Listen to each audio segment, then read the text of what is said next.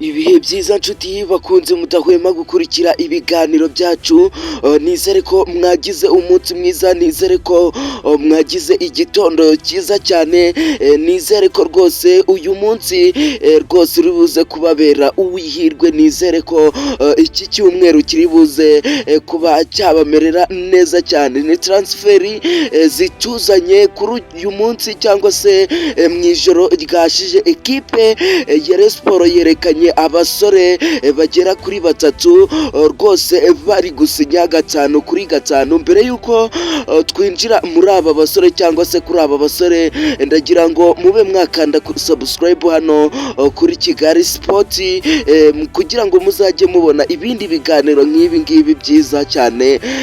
Rwose ndagira ngo mube mwakanda subscribe ndetse n'igitekerezo cyanyu mube mwagishyiramo 5-5, muvuge uburyo ki mubumva aba bakinnyi. Ni abakinnyi batatu, reka tuze tubabwira aho bakomotse ndetse n'amakipe bakomokamo, ariko nizere ko like, share na comment yawe wamaze kuba wayiterekamo 5-5. Yes guys, reka mbe nabashimira mbere yo kuba natangira iki kiganiro, reka mbabwire ko rwose mbifurije icyumweru cyiza, cyane cyane abakunzi ba Rayon Sports. Ndagira ngo kandi mbabwire ko mugomba kuba mwakanda subscribe hano kuri Kigali Sport. Reka twinjire muri iki kiganiro, reka twinjire muri iki kiganiro 5-5, twinjiremo tubabwira uburyo ki bimeze. Umukinnyi Zuberi ndetse n'umukinnyi Iradukunda Eritatu rwose bamaze kwerekanwa nk'abakinnyi ba ekipe ya Rayon Sports. Sabo gusa kuko hari undi mukinnyi w'umunyamari rwose bita Karidu Mamadou Doumbouya. Rwose uyu mukinnyi Mamadou Doumbouya wamaze kuba wasinyira ekipe ya Rayon Sports. Reka duhere ku uyu mukinnyi Zuberi.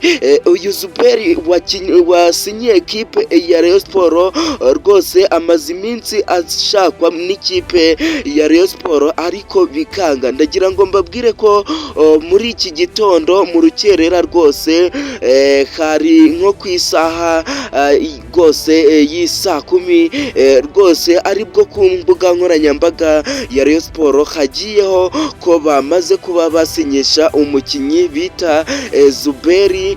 Bashyizeho ko rwose asinye imyaka 2, nibyo bashyizeho, nta kindi kintu bashyizeho. Bashyizeho rwose n'undi mukinnyi bita Eritatu Iradukunda wamaze kuba wasinya nawe imyaka 2. Rwose uyu musore bavuze ko afite imyaka 20, rwose metero 1 na santimetero 65, nibyo babashije kuba bashyiraho. Ariko reka mbabwire rwose kuri uyu Mamadou Doumbouya byimbitse, uyu musore w'umunyamari, uyu musore rwose wataka izamu bari baranze kuba batangaza. Ni umusore ukomeye cyane, ni umusore uteye ubwoba, ni umusore tugiye kwitsaho cyane kuko rwose uyu musore we yasinye kera ariko banga kuba babitangaza abakunzi ba Rayon Sports. N'uyu nguyu nabaye navivuraho, reka mbe nakubwira iby'uyu Mamadou Doumbouya. Uyu Mamadou Doumbouya ni umusore upima metero 1 santimetero 75, ibiro 80, imyaka 26 y'amavuko. Rwose akaba akomoka mu gihugu cya hariya muri Mali. Rwose ndagira ngo mbabwire ko yamaze kuba yasinyira ikipe ya Rayon Sports amasezerano y'umwaka umwe ari gukinira ikipe ya Rayon Sports, akina nka nimero 9, aca mu mpande rwose. Uyu musore udasanzwe, ni umusore rwose ufite n'igihagararo, ni umusore rwose wumutse kabisa, ni umusore ubona ko ibitega bifite mu kaguru, ni umusore ufite taye, ariko uyu musore biravugwa ko rwose uyu musore nk'uko nababwiye yasinye umwaka umwe, rwose mu gihe cy'umwaka umwe